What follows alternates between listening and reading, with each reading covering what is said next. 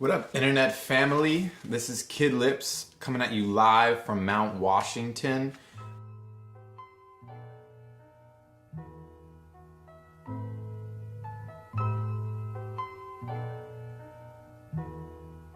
Welcome to my house. It is a world of creativity and music.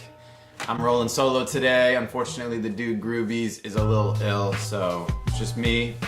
And today I want to talk to you about why I started Apliiq. Some of you might be wondering, what's the story behind this? Where did it come from? What's it all about? We put out a couple videos about why to start a clothing line, start a clothing brand. Definitely check that one out. Talked a little bit about how Apliiq evolved from being a brand to a platform. But yeah, when this started, it was about starting a streetwear brand, really. Creating cool product, designing some interesting items that people could get behind, but it always had an element of customization. And so for me, I was in college, I was at the University of Pennsylvania in Philadelphia, West Philly, and I was studying a lot of interesting things about urbanism and architecture and design, and I was passionate about all these things, but I didn't feel like I was getting my hands into things. I wasn't actually making physical stuff. I was writing papers and reading and going to lectures. And so I started to have this urge to sew. It kind of was born out of high school, honestly, because I'd stitch up hoodies in high school with fabric. I'd take fabric and I'd stitch them onto the hoods and make them my own. But in college, I still had this kind of desire, this craving to use my hands to make something.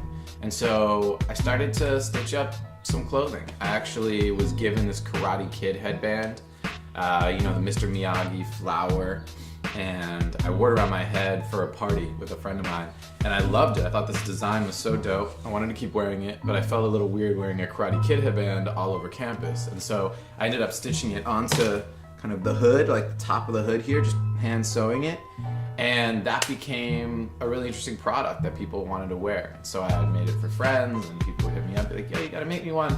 I had a friend who had a sewing machine. I enlisted her to help me. We worked together to start to build something. And it kind of was this idea of just creating product that was kind of my design, but engaging others to design it with me. So they'd choose maybe a hoodie color, or we could find other types of headbands like the rising sun or other types of designs. And it really was born out of this kind of co-creative energy. And the cool thing about doing it on clothing was it's affordable, right? I didn't have to spend a ton of money to get a sample, to get a product in hand. I could, spend $20, $30. A customer might even, a friend of mine or whomever wanted one might even pay me $60 up front. Say, yeah, I want a hoodie, here's $60. 2 weeks later, I'd have one for them. And so that's them investing in my idea, supporting me to make it, and then getting it out.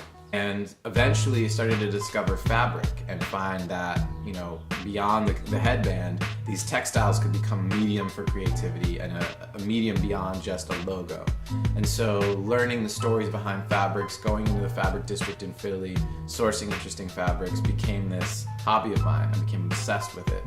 And I wanted to get all these cool fabrics because they all felt like works of art. They all had these unique stories, whether it was houndstooth or herringbone or bandana, plaids, kind of trippy, weird, swirly designs. Whatever I could find, I'd pick up, and I'd bring my friends with me too. And so they might find fabrics that they loved, and we'd work together to make a hoodie with them from the fabric that they sourced.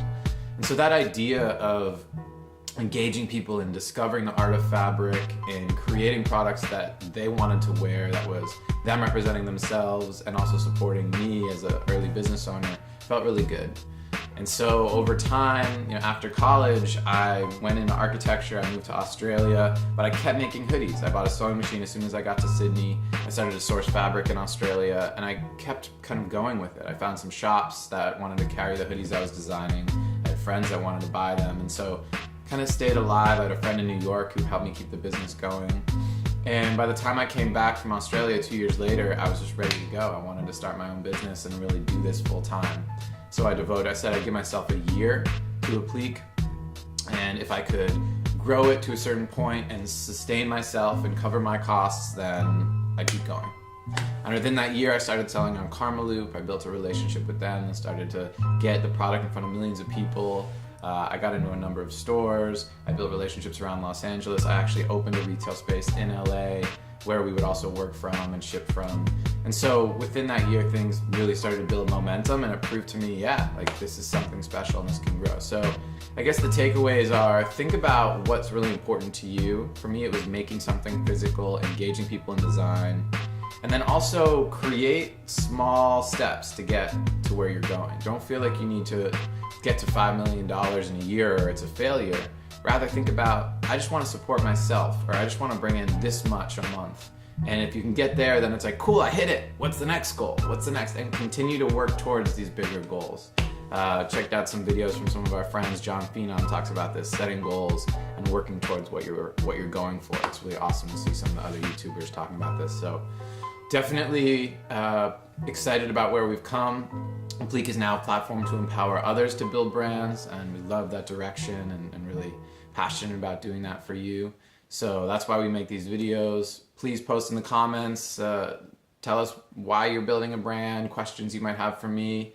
Definitely want to hear back, and thank you for listening and being a part of this movement. Have a beautiful day. Peace.